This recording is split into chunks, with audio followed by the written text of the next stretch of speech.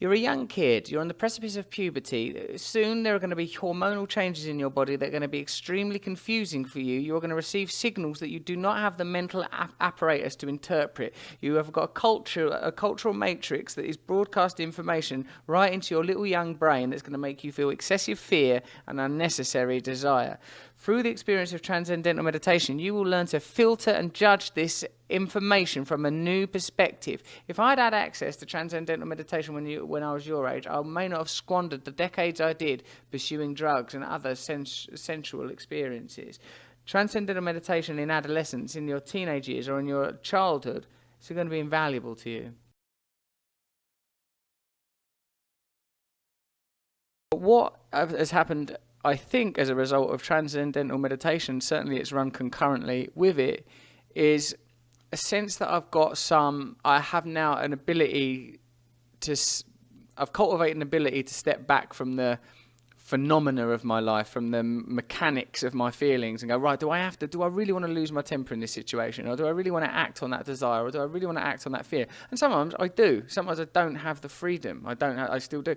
But increasingly, I've noticed that the hypnotic power of the material world has decreased. Some of that may be because I've been doing the same thing for a long time. When I wanted to be famous, I wasn't famous yet. So for me, it could have been a solution. It could have been an epiphany. It could have been enlightenment, a revolution, a transition.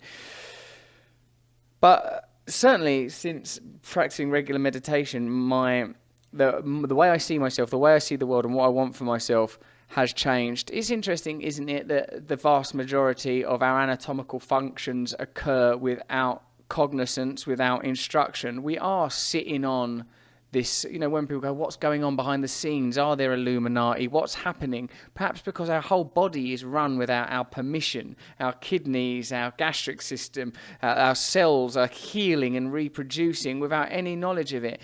So there are obviously different forms of consciousness. There are different forms of being, even within myself or anyone as an individual. Meditation, I think, has given me a new aspect, a new facet through which to access that. So I always have to be mindful of pointing out that it's not like, oh yeah, I used to be like a crazy drug addict and a womanizer, and now I'm just basically sat around with a blanket wrapped around me looking at a cool, calm lake and thinking George Harrison lyrics. I'm not. I'm still I have it in me. I've got desire in me. I've got fear in me. I've got lust. I'm full of human flesh-based stuff. But what's happened is a neglected aspect of me has been awoken and cultivated through this meditative practice.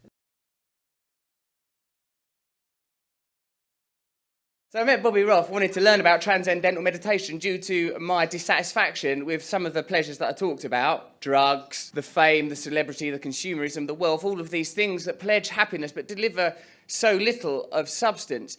And in learning about transcendental meditation, I found very quickly access to a deeper state of happiness, which is very profound and absolute. As I said, I can only talk about my personal experiences. What it felt to me was like the dissolution of my idea of myself. I felt like separateness evaporated. I felt this tremendous sense of oneness. I find I'm quite an erratic thinker, quite an adrenalized person. And through meditation, I felt this sort of beautiful serenity and selfless connection.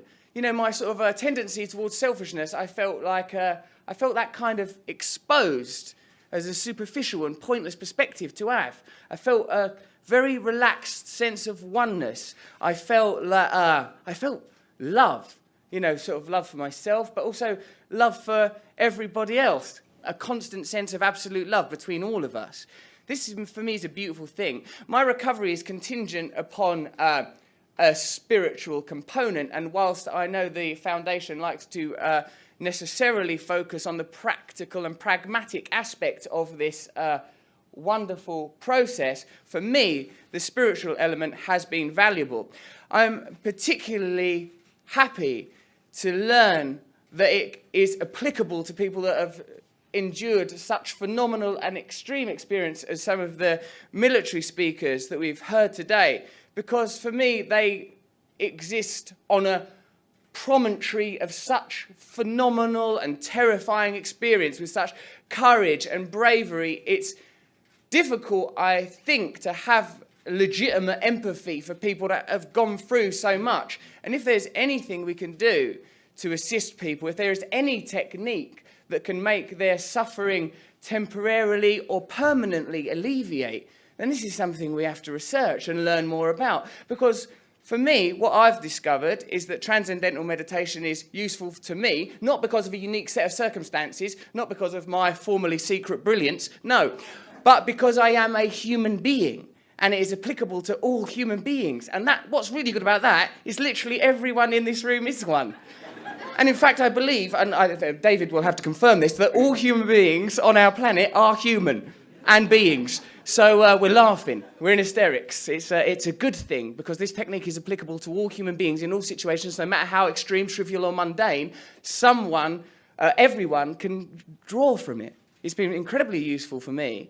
The other day, as I was just telling David, as a matter of fact, while I was still sitting on the podium before I got seduced by the Clint Eastwood video and then subsequent speakers, it made me think of a brilliant idea. I think it created space in my mind I had a really wonderful moment of creativity during TM. So it's like, there are privileges and luxuries that are accessible, but also people that, as we've heard today, are in extreme states of suffering can benefit from it too. So I'm very, very grateful to be involved. I'm very grateful to you, David, and to you, Bob, and everyone who has spoken today, and to all of you for attending. Thank you very much. Cheers.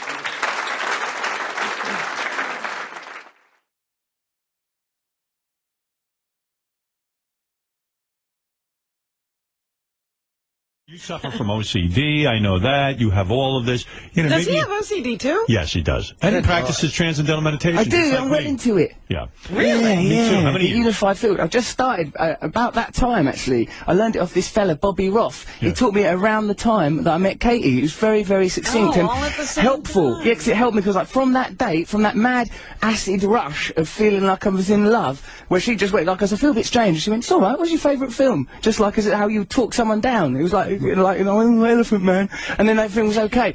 And from then, I learned transcendental meditation. I went off to some prison in Louisiana to make a documentary, and everything changed. Stopped that day, honestly. Not cheated on her, not done nothing wrong. Not got off with other birds, not messed around. When did you see her again? Do you think that 2 weeks later. I've been doing TM for 36 years, and Wow. when I started, I stopped smoking spontaneously. A lot of things happened to me.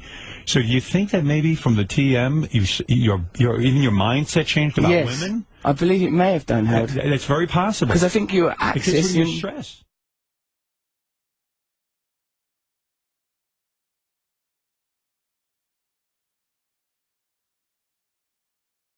The literature around spirituality, whether it's the sort of elegant simplicity of Lao Tzu, or the charming voluptuousness of the Vedas, the passion of Catholicism, the potency of Islam, everyone is saying, we are all one. We are all one. Don't get confused. Don't get confused by your own conflict. Don't get confused by the contradictions in your own anatomical and biological drive. Don't get confused. Breathe. Take a moment. Look inside yourself. There's something else there. There's an awareness behind your fear. There's an awareness behind your desire. There's an awareness. And if you strengthen your association, your connection to that awareness, it's possible for you to... your life has changed. Your life has changed in that awareness. And I think it transmits and it connects. I think perhaps the parameters that we currently regard the world as defined by, me in my little individual body with my little individual voice and individual haircut and individual opinions and views and beliefs and these words that I'm saying, is a temporary expression of a much more potent thing. And were we to have different eyes, different senses, we would see the vibrations leaking and bleeding and glowing out and tangling amidst one another in some constant, infinite, fractal whir of interconnectivity.